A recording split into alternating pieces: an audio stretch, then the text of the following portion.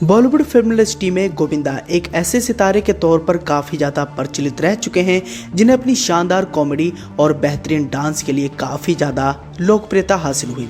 अपने शानदार फिल्मी सफ़र के दौरान गोविंदा ने जो स्टारडम हासिल करके दिखाया वो शायद ही किसी और सितारे की किस्मत में नसीब हुआ, लेकिन गोविंदा अपने दौर के सबसे बड़े सुपरस्टारों में से एक थे और उनके सामने बड़े से बड़े सुपरस्टार की भी नहीं चलती थी। लेकिन करियर के पीक पर आने के बाद गोविंदा कैसे बर्बाद हो गए। बॉलीवुड के सबसे बड़े सुपरस्टार होने का तमगा हासिल कर आज वो गुमनामी की जिंदगी जीने पर मजबूर हो गए। क्या बॉलीवुड फिल्म इंडस्ट्री में फैले ग्रुपिज्म ने उन्हें खा लिया या फिर इसके पीछे की कोई और वजह थी।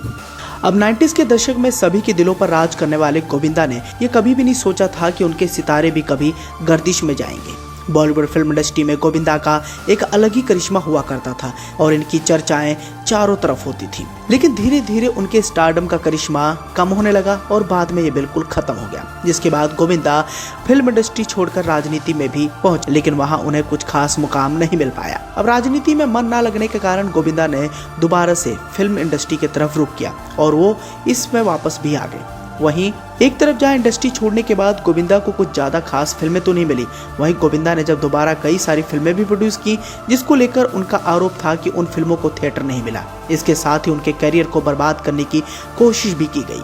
उस दौरान गोविंदा इतने ज्यादा भावुक हो गए थे कि मीडिया के सामने बातचीत करते हुए उनका साफ तौर पर दर्द भी देखने को मिला। दरअसल ये बात 2018 की है।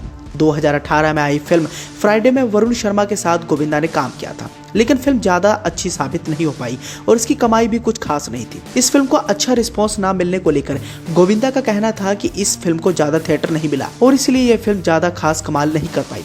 वहीं फिल्म के रिलीज होने के बाद जब मीडिया से गोविंदा ने बातचीत की तो अपने दर्द को ज्यादा समय तक मन में ना छुपा सके और वह उनकी जुबान पर आ ही गया। मीडिया से बातचीत करते हुए गोविंदा ने जो उस दौरान खुलासे किए थे उसे जानने व सुनने के बाद हर कोई हैरान रह गया था। गोविंदा किस बुरे दौर से गुजर रहे थे ये किसी को भी यकीन नहीं था।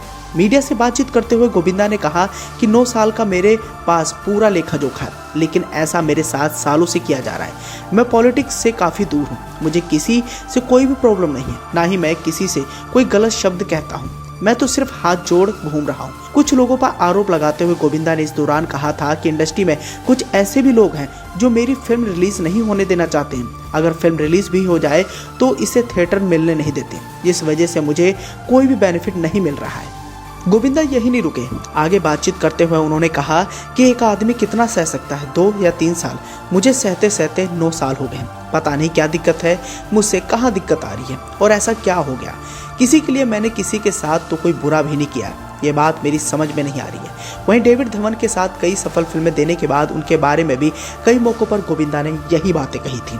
गोविंदा ने बताया था कि जब मैं राजनीति को छोड़ दोबारा से फिल्मों पर अपनी किस्मत आजमाने आया था तब मुझे जानना था कि डेविड धवन मुझे दोबारा काम देना चाहते हैं या फिर नहीं, लेकिन उनके साथ यहाँ पर भी धोखा जैसा ही हुआ, जिसके लिए गोविंदा ने अपने किसी दोस्त के जरिए डेविड धवन को फ़ोन करवाया था उस दौरान, जिस पर डेविड धवन को ये कहते हुए सुन लिया था गोविंदा ने कि अब कोई हीरो वाला रोल नहीं देगा। यह बात गोविंदा के कान में पड़ते ही उन्हें बहुत ज़्यादा चुभी थी और इसके बाद गोविंदा ने कभी भी डेविड धवन के साथ काम नहीं करने का फैसला किया था। खैर, मौजूदा दौर में गोविंदा के पास कोई भी बड़ी फिल्म का ऑफर नहीं है। आखिरी बार वो रंगीला राजा में नजर आए थे। ये फिल्म भी कुछ खास कमाल नहीं कर पाई। हो सकता है कि आने वाले समय में गोविंदा एक बार फिर से इंडस्ट्री में अपना पैर जमाने की कोशिश करें।